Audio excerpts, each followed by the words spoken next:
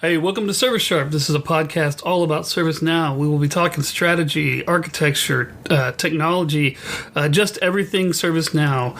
We are not affiliated with ServiceNow. The opinions expressed are our own. We are just a couple of people that are very passionate about the platform. So hope you'll join us for every episode. And without further ado, here we go. This podcast was made with Anchor. Anchor is the easiest way to create and publish your podcast. It's free. Creation tools with it allow you to record and edit your podcast right from your phone or computer. Helps you distribute your podcast. It's super simple to publish to Spotify, Apple Podcasts, Google Play, any of the major ones. You can make money from your podcast. There's no minimum listenership, so they make it super easy to monetize. It's really everything you need to make a podcast in one place. So why don't you go out and download the free Anchor app or go to anchor.fm and get started. Now. All right, this is Jason Gibson. We're back with Service Sharp. I have Randy Haas and Brent Peters on the call with me right now. And we're going to be discussing the New York upgrade and kind of upgrades in general to decide to help you with your future steps. All right, so Brent, Randy, welcome. I guess the first question we want to start with is what we've found while doing the upgrades to New York, and kind of issues that we've had, and talk about any like best practices as well while we're at it. But so New York, it is a big upgrade for us. I don't know, Brent, was it a big upgrade for you guys too? It wasn't too bad for us because we've tried to stay as close out of the box for our stuff, but it wasn't too bad. Were you? Did you end up skipping a version, or did you go straight or go from Madrid to New York? Yeah, we went from Madrid to New York, so we did not skip this time. So yeah. So my this last one that I did was I actually skipped Madrid and went straight to New York.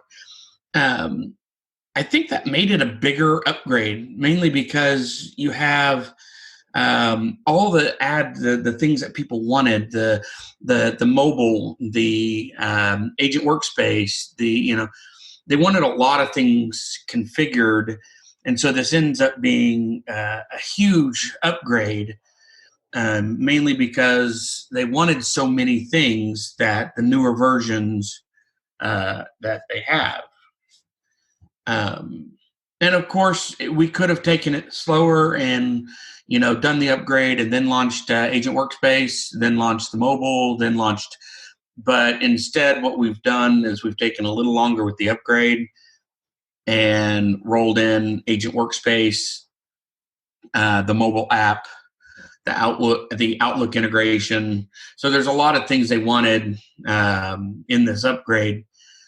So what do you think of that, Brent? Do you like rolling other things in, or do you like just independently doing the upgrade on its own merit each time?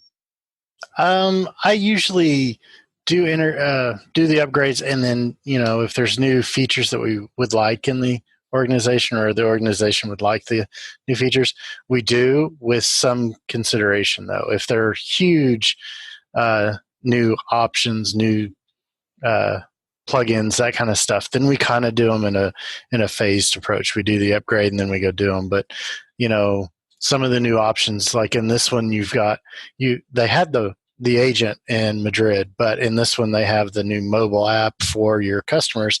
We're going to go ahead and blow that one out during the upgrade too, and let the customers start using that. So it depends on the size and the effort it's going to take. But yeah, we've done both. So what do you like? Do you think that it clouds it too much? Because right now we have so much that we've moved to do this last upgrade that it seemed to complicate and make the water significantly more murky in the process. But I don't know. I also like to add things in there so people see the positives. They see that the things are changing and getting better. And, that's always a good thing to show your customers that you're making improvements on a continuous basis every upgrade. Right. And doing an upgrade, the customer or the users are going to want to see, hey, you upgraded. What new things started? I mean, why are we upgrading and all this? So yeah, it is good to put some new stuff in there. But putting too much kind of over, like you said, clouds it up or makes it difficult for the end users because there's so much change. It kind of confuses some of them. So there's a limit between the two. But I've done both. When we first went live with many years ago. We went live with 5 different of the modules, and that really confused a lot of people. But they caught on, and we moved on from there. But when you do an upgrade, it's always nice to see, oh, here's a new feature. So turning them on is something I like to do. But if it's going to be really difficult or it requires a lot of training on the back end, that kind of stuff for your users, we take a little slower approach on those things. But it's nice to have new features turned on when you do upgrades.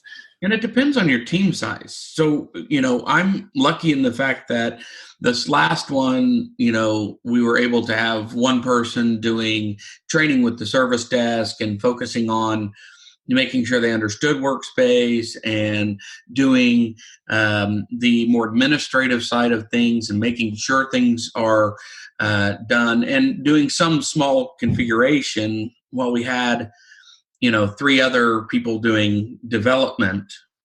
So that has been nice, but we're enabling 13 plugins and we have over 35 update sets.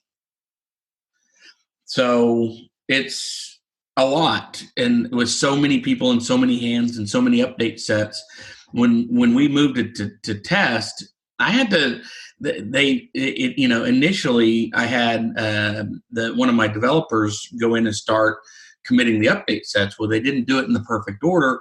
So we got a bunch of errors. So I had to have it rolled back and recloned and re-upgraded because he didn't get it done in the right order. And it was a little off. And that really messed things up. And so it's very important if you're going to do a large upgrade like this to make sure you document every single step, the things that you did first, the things that you worked on first, and make sure and do parent-child relationships with the update sets. So when you move it over, they move over together, and they're overall it makes it a lot easier when you're talking about something like mobile, having to do several different update sets, each one in a different scope. Right, and you nailed it right there. It doesn't matter if there's one of you or there's 35 of you doing this upgrade.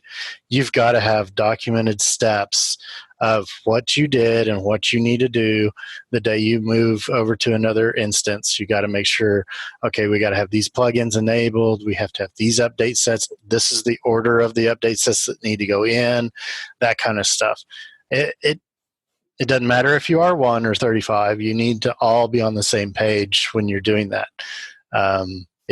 Like you found out, it can be a pain if you don't do it in the right order. And then you got to also have planned tests, how you're going to test, what you're testing, who you're testing as. That's one of the things I've run into with a lot of developers and admins. When they're testing, they test as themselves only. Right. No, you can't. You have to test as end users. You have to test as IT users. You have to test as approvers, that kind of stuff. So you got to keep all the roles in mind of who you're going to test as too. ATFs help a lot with that. The automatic testing that the ATFs do is actually really great.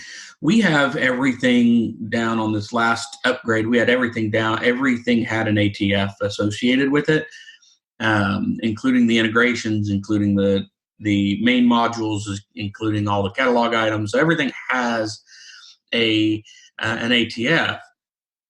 they ran the ATS, and I go, okay. They're like, okay, we're done. And I'm like, no. And they didn't, and for a while they didn't understand it because I'm like, no, yes, we ran the ATS. Now we need to do a sanity check.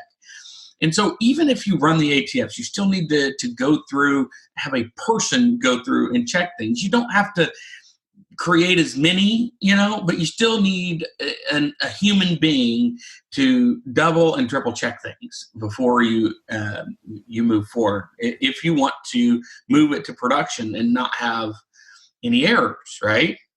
Right, because ATFs is pretty much you script those to be a perfect scenario every time. So it's this person logs in, they do this exact same thing every time, and then they transfer the ticket to someone and they do their update and so on. But it's a perfect scenario each time. If you get a human factor in there, they're going to do things a little bit different. They might not follow that perfect scenario, and they might find, hey, if I go in and I right click at the top and hit save, it doesn't do the same thing as if your other thing did or whatever. So I have other admins and developers test my upgrades too, but then I get other IT users that use the system to also do my testing for me, because I find, hey, I open the tickets the way it was developed, but if I get Susie Q over here in the application department to try, she goes a totally different way and does it this way. And if she's doing it that way, other people could be. So, well, and you always have that one person that has a propensity to breaking things. So you're like, set them loose. Go break it. I want it to break now. There are two users that I used to usually always pick on at my current organization that have a tendency to find the weirdest ways around the system and try to not that they try to break it, but they find the weirdest ways around, and they always find issues. And it's like, hey, there we go. We'll fix that. So yeah, ATFs are great just for initial testing, but yeah, you do have to go and get some hands in the system so that you can make sure it's really going to work. Yeah, absolutely. It's important also. Test scripts are really important to have for your testers. So, yes. One of the things that I've spent the last year or so making sure has been done is got to have testing scripts, got to have ATFs, got to have all the processes and all the policies together. You need an upgrade policy. You need a cloning policy. You need to be able to refer back and say, this is the policy we're going to follow, and this is the structure that we're going to have for our upgrades. And everybody thinks I'm a little bit over the top with that, but I think it's super important for us to all understand. Here's the process. Here's why the process exists, and here's what we're going to do, and not flying by the seat of our pants, but have a plan and follow the plan. Yes, exactly. And we kind of skipped past it, but before you start doing the upgrade, you should always read the release notes. ServiceNow is great at documenting those. They also have an upgrade plan that you can always go through and look at too. It's usually the same, but I've noticed in the past 2 or 3 upgrades they've added a few things or suggested more things.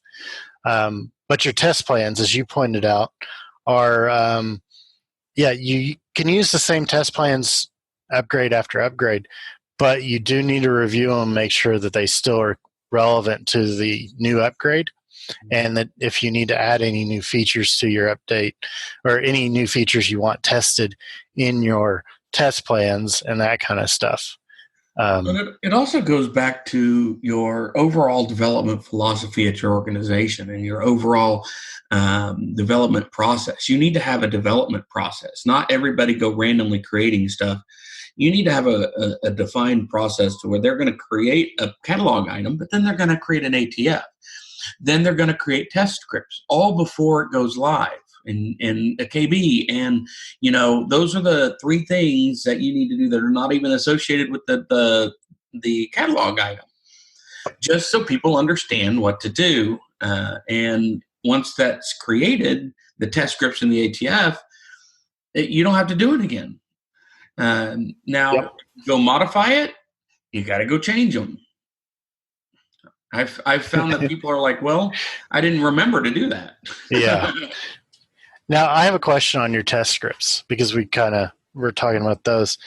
How detailed are you on your test scripts? Do you tell them, go here, do this, click this, fill out these fields? Or do you just do a test script that says you need to test opening a change or incident or whatever and give them generic kind of steps? How do you do it? So I do more generic. I don't go too far into it. I do tell them to the basics, like create an incident with a normal change, or create an incident, create a priority, higher priority incident, create a lower priority incident, create a normal change, create a standard change, that kind of stuff. Right. I don't go so specific that I say go create it with this CI, go create it with that kind of thing. But I give them a little bit of information on each one. But I try not to have it more than, say, 10 different steps. Okay. Anything. See, that's what I do. Our implementer, 8 or 9 years ago, when our implementer was doing this, they gave us test scripts that said, go here, click on this, put in your name, pick this CI, and so on. They were very specific. So being new to ServiceNow and the upgrades and all, I went ahead and the next upgrade, I just updated that test script, gave it to our customers, and they followed them exactly and nothing failed. But then when we did the upgrade and people started using it, well, they were having issues here, or they had issues here. Not a whole lot, but they had a few. Okay. Well, it was because they didn't do it the same process. So if we found that if you are generic like that, okay, I need you to open an incident, but I need you to open a priority 1 incident, a priority 2, priority 3, so on through, and then I need normal change, emergency, and so on. If I told them to do those and kind of just left it generic, they ended up finding more issues because they weren't following a script. They were just doing it their normal day-to-day ways. That's when we find our issues in our development system before we go to prod. So it's always nice to find those. So I just was wondering what you found. Don't be upset when they find issues. I've had people get upset when they find issues. They're like, oh my gosh, we have issues. Okay, that's actually a good thing because we're finding them now. Exactly, yeah. We want to find them now. AD's broke. Okay, that's fantastic. We'll go figure out why it's broke and figure out what broke it. And we can do that in our dev environments and test environments before. And that's, but I've seen people get so upset that something's not working right. And it's like, listen, that's why we have a dev. That's why we have a test. We're going to get problems. And we want to figure out all those possible problems before it goes to production, and our customers are finding the problems for us. Dev and test is for problems. Fix them there so you don't have them in production. Yeah, I could see where some people would get, I did my best on this development and this code and everything, and they're critiquing it because they said it didn't work. I could see where people could get offended from that, but that's not how it is. You did your best. You put all your work in there. You might have fat-fingered something. You might have, thought, okay, well, my process is this way, and then they went and did it a different way and found a different error that could have been out of the box. So don't take it personally. Just fix it. Right? And I mean, we all get ownership on what we do. Yes, we do. And we all want it to be as perfect as possible. But when you're in Brent and I's level, we understand that my code's not always perfect. I can't really expect yours, if you're a junior developer or a developer, to be perfect every time. That's why we have this. That's why we have code reviews. That's why we have these conversations. And that's why we do training, is because none of us are perfect. And so that ownership is great, but you have to be flexible and you have to say, okay, we did this upgrade. I built this additional module in the mobile app, right? Because that's basically what's been happening is every time I we do an upgrade for a customer that we turn on the mobile app, it doesn't have enough stuff, right? It has incident, but it doesn't have change. It doesn't have tasks. Right. It doesn't have some of the things they want, so they want that built on. And so you get that built on, and it gets over, and you go to the next deal, and it just locks up, and you're like, okay, so we need to fix that. It's no big deal. Who cares, right? It's not the production yet. So. Yep. And I will say in New York, they did add, because you brought up mobile, New York, they did add quite a few out of the box applications for mobile and agent. So I don't know that you're using project in your instances that you're supporting, but the instances I am have project, and the new project app on agent actually works quite well. PMs, don't take this offensive, anyone, but if PMs are a little picky on what they want them to do, and so they might have issue with it, but I mean, it's got all the info they need, so it's great out of the box even. Yeah, I mean, it's so that's another thing.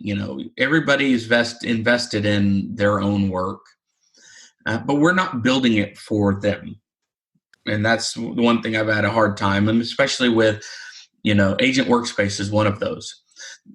Keeping it generic enough for any agent to use it, and allowing them to build. And this is what I've been trying to preach in Agent Workspace: is build it out to what the general number of people are going to be using it, and then allow them to build their own lists. I mean, they've got that capability. So we've often just done, okay, so we're going to build the basics, and then we're going to teach you how to build onto that. And I found that people have been really excited about that with New York.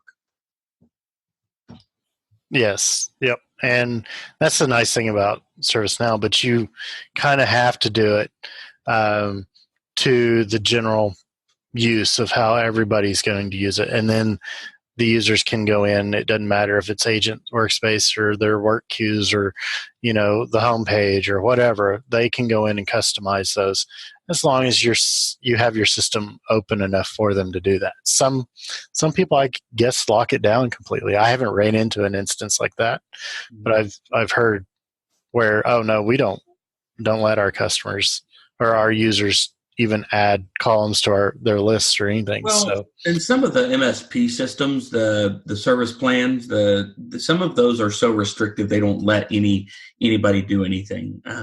That's one of the I always lead people away the best I can, is like, stay away from the managed service stuff. It's just not in most people's best interest. Stay with staff augmentation, hire an external company to come in and do implementations, hire an implementation company, whatever you can to do that additional staff. But those managed service, programs they're really not that great. I wouldn't ever recommend one because it's too restrictive. And they're typically in one single instance with multiple customers using domain separation. And that's just a bear of a system to manage. So because of that, you tend to have more problems than you do if you just go get your own instance and then hire an implementer to do. So, yeah, I haven't ran into any managed systems yet. Yeah, so. They suck. Tell you what I really think. Yeah, they're notoriously difficult to utilize, but there are some that are structured different where you get your own instance. Those are better, but I'm always a fan of just going straight to ServiceNow and getting them to get you set up on an instance, and then making sure that you get a really good implementer. Not necessarily, not necessarily one of the big partners. I mean, I hate to say this, but I've worked with some of the largest partners in ServiceNow, and I've not been impressed. And I've worked with some smaller ones that were more local that honestly were pretty amazing. So don't let the size of it be the deciding factor. Quality and cost really are going to be the deciding factors there.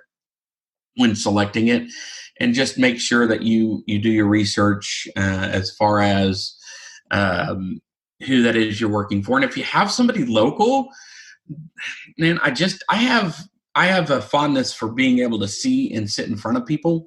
So I always prefer people who are local anyway. Now, to spin that towards the upgrade part, if you have a good implementer that steers you in the right ways, the best practices and everything, then that helps you in your future upgrades too. Because if they're coming in and they're putting all this custom stuff in just because that's how they always implement, that's going to make your upgrades a lot harder.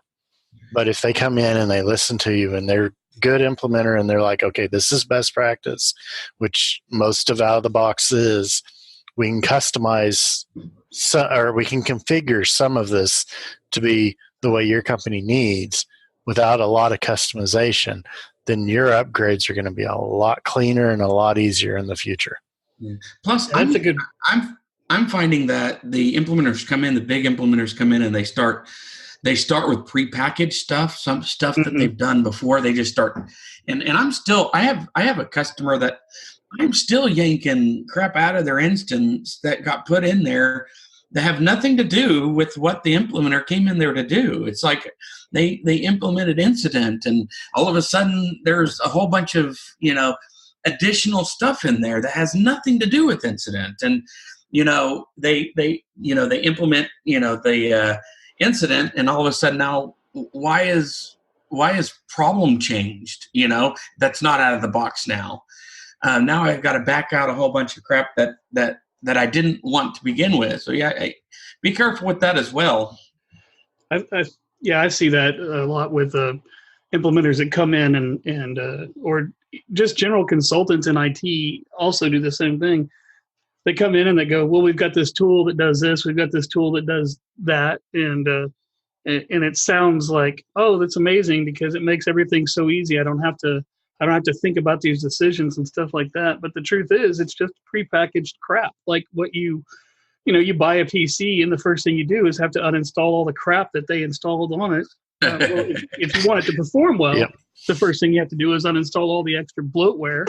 Well, that's exactly what's happening with a lot of these implementers and a lot of these IT people that come in and do, we have this tool that does this. It's just, we have a pre-selected set of things that we think works best for one customer that was really happy with us. And so we're going to force it on everybody else. And you got to be careful about that. I think I like what Brent said, that, if an implementer actually listens to you and they need to be looking at what is going to work for your company, not what has worked for other companies in the past, not what has worked for other clients that may not work the same way or have the same amount of resources or the same organizational structure, the same organizational culture.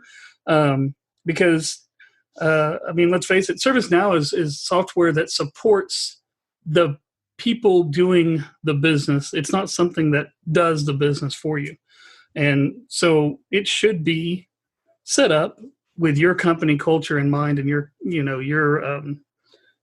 specific size and capabilities, rather than just this is what we like to just run this script and turn everything on and then charge you 100 hours for the 13-minute script and leave everything broken in its wake. Yep. So, yeah, I've seen that several times. Our implementer, when we implemented my original system that I support all the time, that one, they listened to us and they mainly built everything from scratch. There are a few things they put in that I didn't agree with from, we've used this at other customers. But in the long run, that stuff has actually turned out to be pretty good. Except for that one workflow. Well, yes, putting one workflow and then trying to make every request through that every catalog item work on that same workflow. That was a stupid thing. But there are some other things that they did do that I liked. But I've removed all the stupid stuff they did. That's right. Then there's one client that I'm currently working on.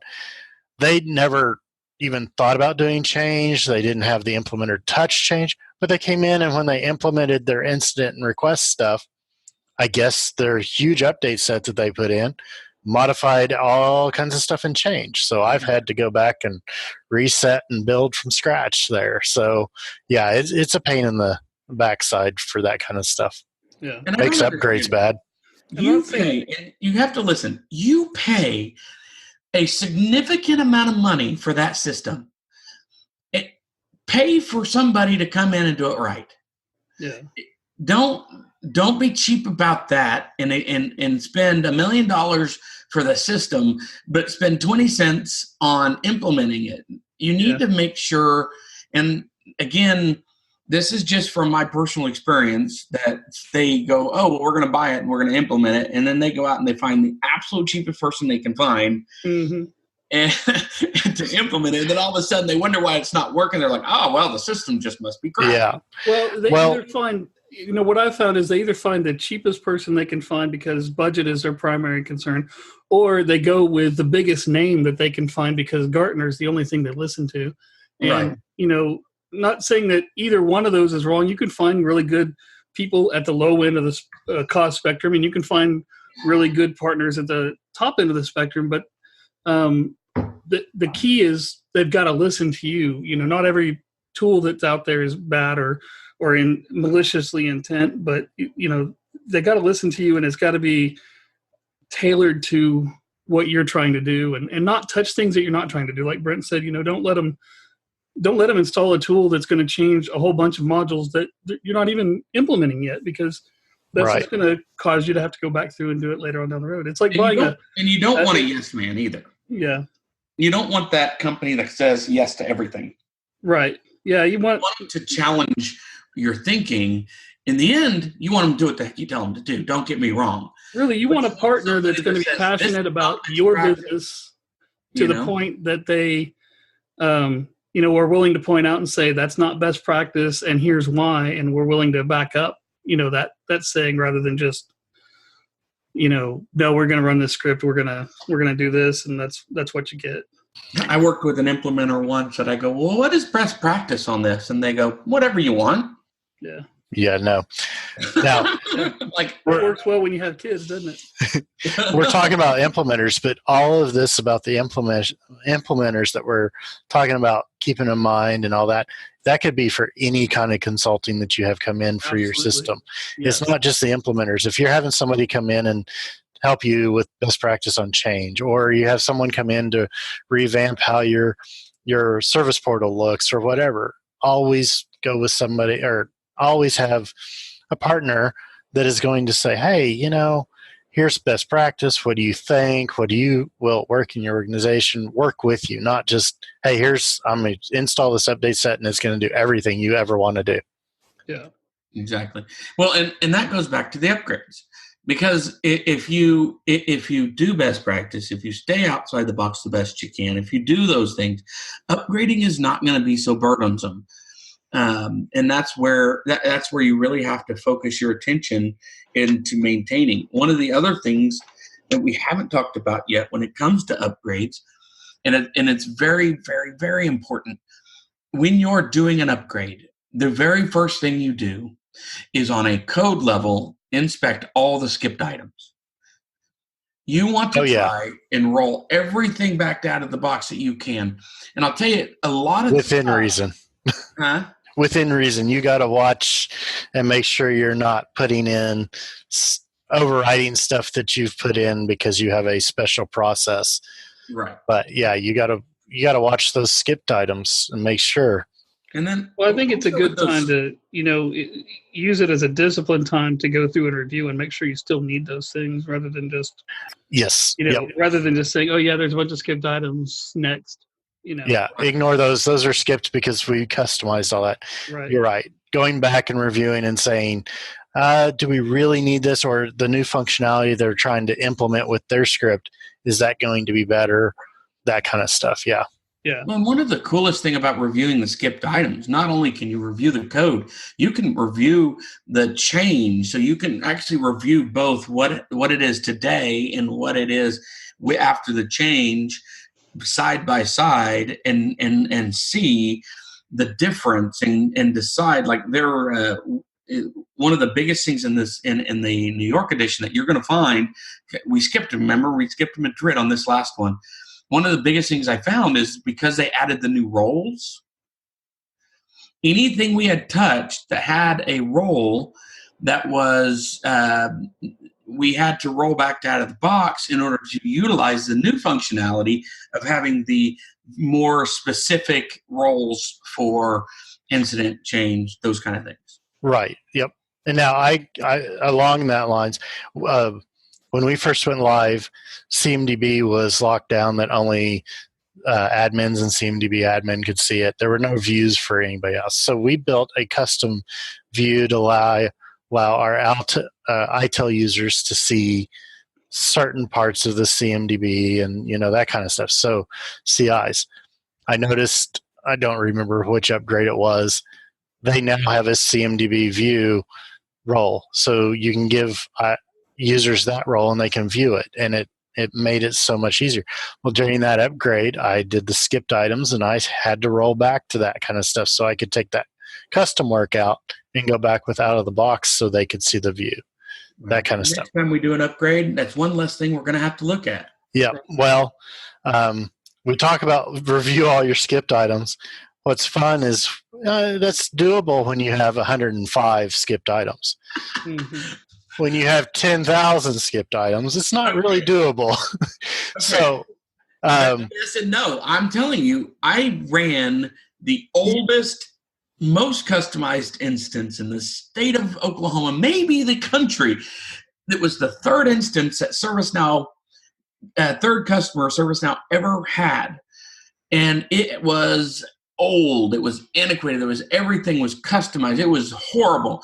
And we would review every single one of them, but we would roll back anywhere from 800 to 1,200 skipped items every time we go to an upgrade. That's great. I've never had skipped items over, I think, 500 or 600. So, yeah, it was horrible. It was horrible. We'd have 4,000, 5,000 skipped items. Now, I would suggest that if you have a bunch of skipped items in there, I would have to say if you have 1,000 or more, 500 is not hard to look at, 600, whatever. It just takes time. But if you have 1,000, the nice thing about their skipped items thing, when you go to review them, they prioritize them. Mm-hmm. These are the highest ones you need to look at. Well, go ahead and look. If you don't have the time or you need to go through quickly or whatever, review all the 1s, 2s, and 3s, 4s and 5s you could probably leave, but then the next upgrade you need to address those 4s and 5s. There are ways around it, but always address your 1s, 2s, and 3s, I would say. I would suggest. I'd agree. And I hate seeing customers that just ignore the skipped items and keep moving forward because you're really throwing away one of the big advantages of ServiceNow's dev cycle. By saying, yeah, you guys release a new major release every 6 months, but we want to keep everything the way it was, so we're just going to. Well, one of the things I've found is that if you look at the 4s and 5s, you'll have a whole bunch of those 4s and 5s that are the same as it is out of the box. Yeah. Yeah. I've noticed that too. It's like, I was reviewing mine for my New York upgrade this week. It was like Tuesday. And I got to the 4s and 5s, and there were some of them that were exactly the same stuff across, except for in the script, there were a couple spaces in there that mine didn't have or whatever. It's like, really? Yeah, Can it just skip that? But still, yeah. Yep. But it also was that I never touched those files. Right. Those said last modified and created by admin. And when I went and looked at the new one, it was admin. So it was really kind of weird. We had never touched them. So I don't know why they did that. But yeah, there are some 4 and 5s that do show up that way. Yeah, it was quite interesting. And you'll find, though, that if you do it right and you keep on it and you keep upgrading correctly. And the other thing is, don't be afraid to postpone a patch. You're going to have to, when you're upgrading, you're going to have to contact I've seen this mistake happen multiple times. When you're in the middle of an upgrade, you don't want to patch to a different level. For example, we're in say we're in dev and we're on patch 3. And then they get patch 4 is scheduled to happen on test and on dev. And you're like, well, no, but don't be afraid to submit a ticket and postpone that to a later date, because you don't want to be patching and retesting everything. Right. The person I was talking to is like, oh, no, we'll just patch. We don't need to retest. And I'm like, no, if you patch, you're retesting everything. So, yes. Yep. So stop. And, yeah. And ServiceNow's made it so easy. They give you the change number, and as the customer, you can go in the change on the high site and change the date. Yeah. I don't want it. I can't do it this day, so let's do it this date. So even if they say you're going to upgrade to, or they're going to patch your production system to Madrid level 5 or whatever it is now, and you're upgrading that weekend, and then they're planning on doing that patch on Monday, not a good time frame. But anyways, they're planning on doing it. You can reschedule it and put a note in there that says, hey, by the way, I'm upgrading to New York on this date, so the patch might need to be done. And they'll re-update your change with the new patch. So they'll even go, oh, well, wait, you're up to the newest patch. They'll cancel the change. But they decide all that stuff. So, but you can do all that in the change. Yeah. And the other thing is, don't be afraid. Monday morning at 7:30 is not the right time to schedule upgrades? Oh, that's when I usually do it. No, it's not. But I couldn't think off the top of my head when was the best time for them to patch, or when do they patch. They usually do it like Wednesday or Thursday, I think. But yeah. Thursday is a good day for us because, I have found that Thursday night, and there's a lot of people not there on Fridays most places, and now it all depends on your organization. Sometimes you need to do it Friday night after everybody's gone because you've got too many people in the system the entire time. But I find that a lot of times Thursday night is a good night. Well, some organizations especially 24-hour, 7-day-a-week organizations have certain windows that you have to do this stuff in. Yeah. And so, if you're patching your system and there's a chance that it's down, which, knock on wood, that doesn't usually happen with ServiceNow, you want to patch, you have to patch in that window. So you can also tell them, nope, I got to do this during my patch window. So it's Thursday local time at 1 a.m. to 3 a.m. So you can do it in that 2-hour period. Right. So, and they're flexible. They do that. Yeah, it helps. I've never seen them cause any issues as far as that goes. They want to work with you on that. Yeah. I will say one more thing. You if you need to postpone a patch more than 30 days, you can't do it on the high portal, but don't fret. You can change it. You just have to submit a high ticket and ask them to postpone it more than 30 days. This last upgrade, because it was so massive and we had Christmas and everything in between, it ended up taking more time than it took about the time we expected, but there was a patch that came in right about the beginning of it. So we had to push that patch out, and we didn't want it to happen directly after production upgrade. The day after actually was 30 days. So we just submit a high ticket. Hey, can you move it out another couple weeks? Which doesn't give us a tremendous amount of time, but a couple weeks, I guess, is as good as is adequate. It's better than the day after. So yeah, that would be bad. Yeah. So yeah. Awesome, guys. I think it boils down to, go slow too. Don't get ahead of yourself. Review your skipped items. Make sure and test well. Have a plan, documented plan. I'd have a documented plan. Yeah. And listen, you can do an upgrade in 2 weeks. You can. I wouldn't add any additional functionality, like I wouldn't configure any new modules at that point to get it done. But if you have a well-documented process, well-documented plan, and you're just doing the upgrade, you could get it done in 2 or 3 weeks. Yes, you can. But that's not, like you said, not implementing anything new. All it's doing is going from one version up. And yeah, you can do that in 2 weeks. Yeah. Well, you can implement new stuff too. It just takes a really good team. Yeah. That's true. It's not I best can- practice, I know one of those. Yeah. I can say most of my upgrades usually take, and I'm usually the only one focusing on it, so they usually take about a month, but which is good because this old system I used to do took 6 months to upgrade. So this one's great. Yeah. Yeah. Well, I think that, really it's don't get into a hang up about how quick or how slow it has to be. Do it right for your system. Exactly. Yep. Be disciplined in the way you set it up so that you're progressively getting better every time. Because if you're disciplined and you document and you figure out what didn't work and what did work, then every single cycle you're going to be improving that upgrade time anyways. Right. It comes down to do it correctly the first time.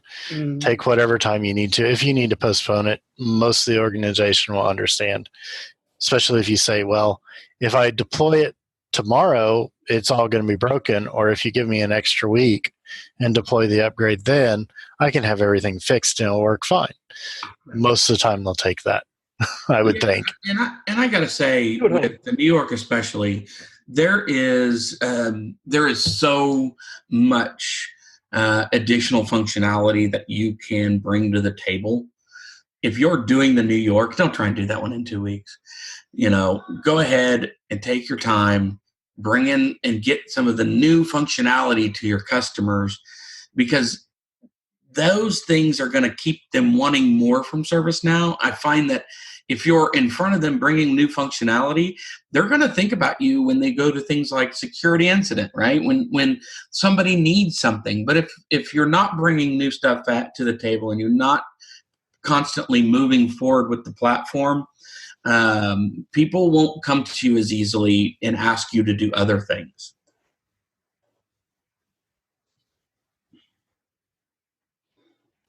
I agree. But that's my 2 cents. Man, the upgrades are awesome. Twice a year. Brent, what do you think? Once a year, twice a year? It depends on your organization and how susceptible they are or how well they receive the changes. But I usually do 2 a year. It's better than when they were doing 3 releases a year. Yeah. So they're a lot more stable now.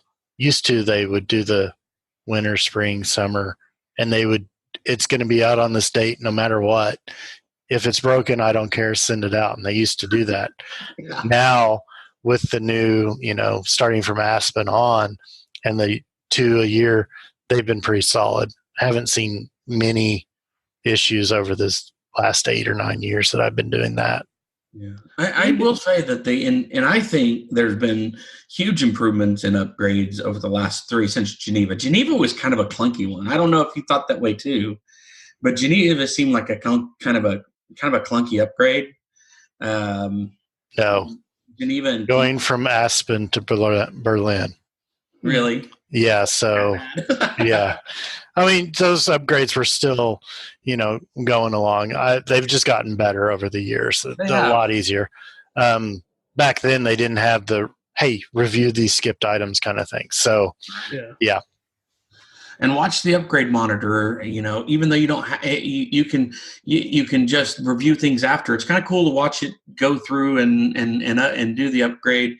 I don't know if you guys are an admin listening or a developer and you haven't watched an upgrade and watched the monitor while the upgrade's going on, do it. It's actually really pretty neat. They've got a great visualization and I always watch it because I am anal retentive. So, hey, I've always watched them, and it's kind of neat to watch the databases because they have little pictures of the databases, and you can see them go down. Then they go a different color, and then they come up and they're green because they've been upgraded, and you can see all of them going across and all that stuff. It's kind of interesting to watch the statistics across there.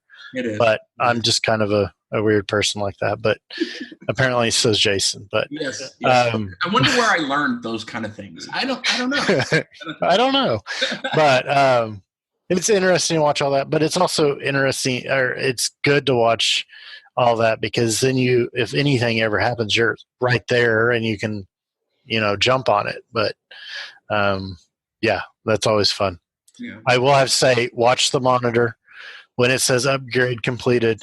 Before you do anything, log out, log back in, so you get all the new look and features and everything. Because it's weird. It just seems like it's sometimes weird if you don't, because things don't always come across like you think they would. So yeah, have you seen the new UI for the visual task boards? No. I'll have to go look at it. Go look at the new UI for the visual task boards if you haven't. If you just did an upgrade or doing an upgrade, then honestly, the New York visual task board, they're really cool new visualization. And you can configure them a lot more. You can configure swim lanes vertically instead of horizontally as well. And you can, they have themes. So you can change your entire color palette, which is kind of cool. And so, yeah, really cool stuff coming in New York with the visual task boards. If you use them, I use them a lot. So I was kind of excited about that. But, and if you're a Scrum person, and an Agile person, that's why I use it, is because I think it's very helpful in that way. So.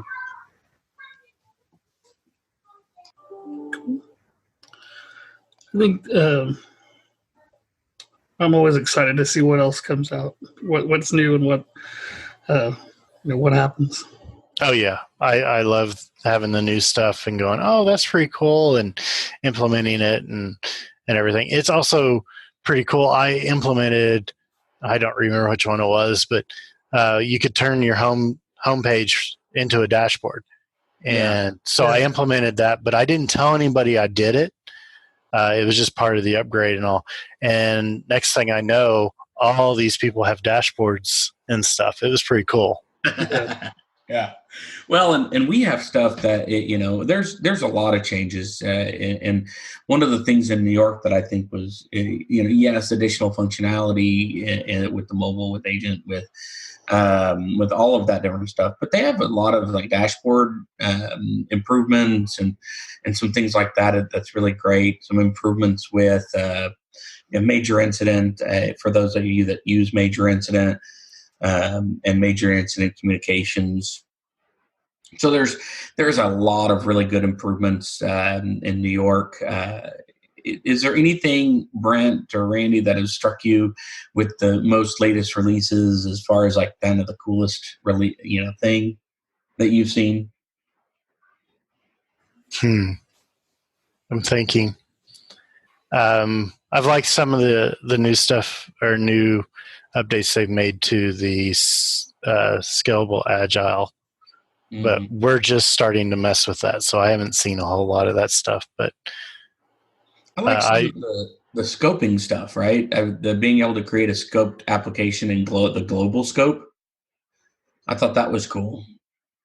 Yeah, that could be dangerous, but yeah. Yeah. Well, yeah, it can be. Yeah, exactly. Well, but I like to live on the wild side. So. Yep. I'm just going to be honest and say I haven't messed with New York a whole lot yet. So. Yeah. Well, I've only spent 2 weeks in it, so yeah. The mobile app is. I have the most experience in New York. That's crazy. I know. It's crazy. It's like me having the most experience on anything. I'm feeling pretty good right now. I really do like the new mobile app. I don't know if my customers will use it, but I do like that. Well, I like that they broke it out, agent and customer. So because the reality is, what do you build it for? Well, if you're most of the previous mobile apps you're building for the customer. I like that they have an agent one, so you can be remote and closing an incident or or priority or all that stuff. Or easily reassigning it, or whatever your heart content wants, because you can build everything you want in there. But because that it is nice that when you're building the agent stuff or the mobile stuff, that they're scoped apps, so they're not going to affect other things. So it's kind of nice. It also has its downsides, but it's nice that it doesn't get affected that much. So if you build a custom mobile app to do, I don't know, your task boards or whatever in there, it's easier to upgrade and not affect it. So, well, especially then, and since this mobile is pretty new, that you're going to have major improvements in Orlando. You're going to have major improvements in the next 3 or 4 versions. So a lot of those things that you're building, those, whether it's putting change in it or putting other things, those are going to be available in later versions. And so what you're going to have to do is just turn off the app that you created and go with out of the box. Oh yeah, yep, that makes that easier too. Yep. It does, much easier. So it's pretty awesome. It also, I like the location services stuff. And I like the fact that you can actually build things into the mobile app that will allow you to get the location of the mobile while doing it. I know some people hate that, but it could be very useful in building mobile apps for us.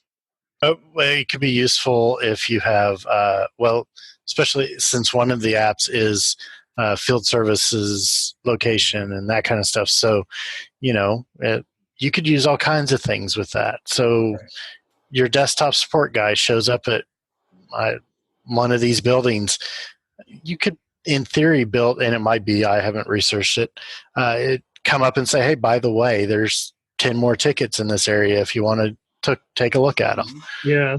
Plus, if they come out, you can actually, interestingly enough, with field services, you can actually see where they're at and assign it to, and actually assign it to them because they're the closest. Yeah. So, I mean, those things are just really invaluable. And field services is something I think that is an application in ServiceNow that is completely underutilized. Yeah, I pointed it out. I'm not actually using it, so I need to look into it. But yeah, it's definitely a good app. It's with all the new stuff coming, it's going to be better and better and better as you go. So as far as that's concerned, I would definitely look into that. I've been impressed with a lot of the new stuff. So it's one of those things that we don't have enough time on this call. We're pushing the time frame that we have anyway. But if you haven't taken a look at some of the new functionalities and you saw a demo of one of the applications 3 years ago and you thought, that wasn't very good, I'm not interested, go look at it now. Because the way ServiceNow does it, they bring it out kind of, but then over, a couple of years, it's now the premier, product in the market.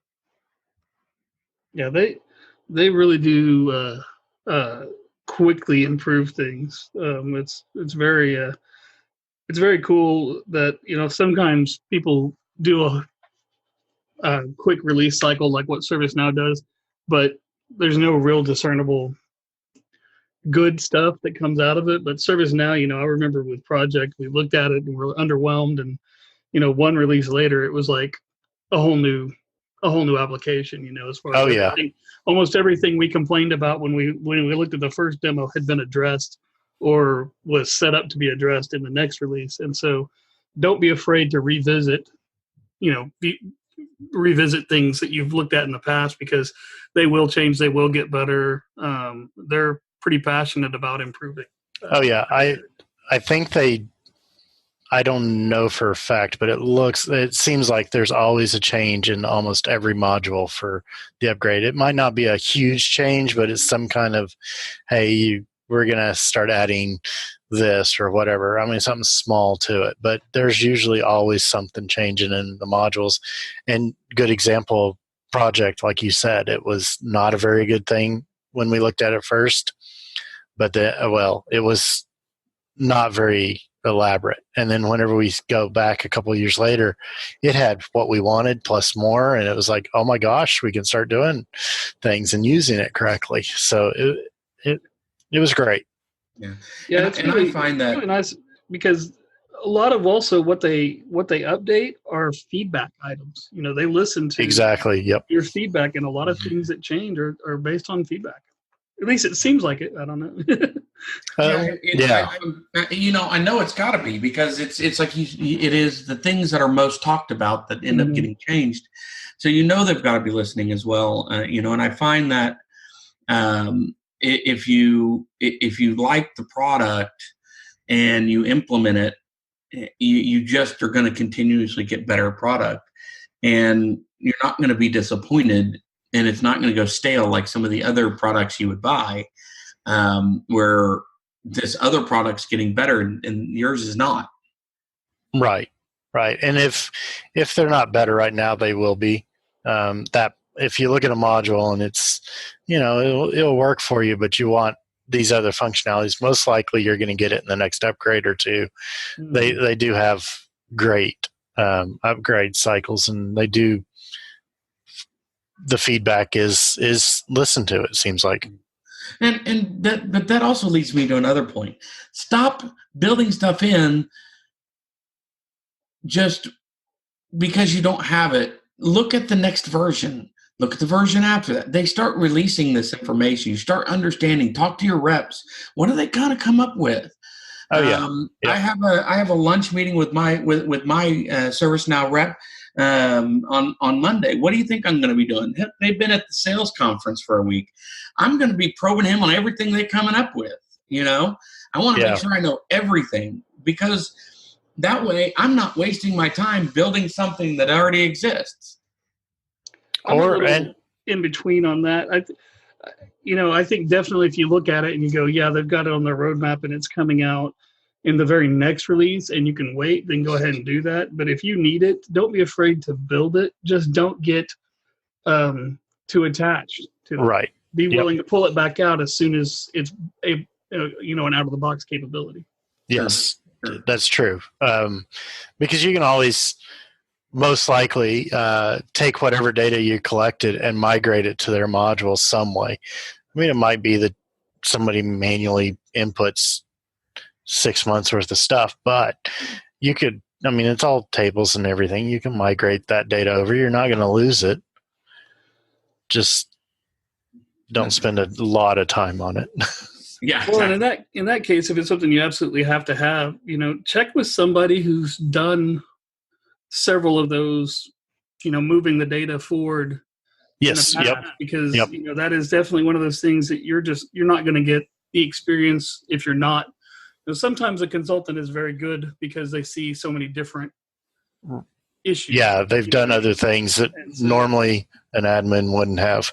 Right. So that's a very good use case for definitely check with somebody that has demonstrated trustworthiness. Yeah. Well, yes. But you also, if you build the app and you decide not to move the data over, if the app's still in your system, you just disable it from everybody seeing it.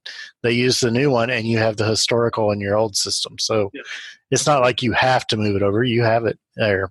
But Well, and you can play with it. You can utilize it for something else. You can refer back to the code and build something else. That's the nice thing about that is you don't have to have it on for it to be there. Yep. Yeah, they've done. I really, I don't know. One of these days we're going to do a podcast where we don't completely fanboy out about it, but I don't. That might happen sometime, but someday I don't know. Hey, that'll happen the same day we don't go down a rabbit trail about something that we're not. Right. The podcast's not over. So right. In other words, it's not going to happen at all. But we're going to wish it, maybe. But again, they've done a really intelligent job of putting the system together with the ability for you to do that, to turn that off, but still reference, and not lose the data, but not have it destroy what you're trying to move forward with. So. Yep. Yeah. For sure. Well, guys, I think our time is up. I really appreciate everybody being here. Thank you, Brent. You're always an awesome resource. Randy, thank you so much. I got to tell you, I'm a little disappointed. Our other compatriot, Justin, is not here tonight. And for all of you that know Justin, feel free to give him a hard time and tell him to get his bottom back on the podcast. But I guess I can't blame him. He was sick this evening. But yeah, hopefully we'll have him on the next one. So awesome. Well, thank you guys. Well, thank you. Send us questions. Don't forget that we're on LinkedIn. don't forget to leave any comments, suggest episodes. We'd love to hear from you. So don't be a stranger. Or like Randy was saying, send some questions if you want. I mean, we're here to answer things. Yeah. Yeah. Yeah, we obviously don't get bored talking about it, so That's true. just send them away. You would think we would, but yeah, we don't. No. We love this stuff. So don't, if you have, hey, I don't know how to do this, I actually would love to hear from you. I'm on LinkedIn. Brent's, are you on LinkedIn? Nope. Get on LinkedIn. I might. We can filter things over to Brent. Yeah. So if you have a question for Brent, send it to me and put in the notes. You need Brent. Yeah. Yep. And if we don't know it, we'll try to figure it out. That's something we like to do as well. So. Yeah, I mean, we know ServiceNow quite a bit. We know, the ITIL processes, that kind of stuff. I'm learning more about agile and how to say it. But questions about any of that kind of stuff would be nice. That's right. Yeah, absolutely. And we have an ITIL expert also that we are very good friends with. And so if you have any ITIL questions or you want an episode on some sort of ITIL process, we'd love to talk about that as well. And we can always bring him on. So, just reach out and let us know what you need, what we can help you with, and we will see what we can do. All right. Thanks, everyone. Thanks. Thank you. Bye.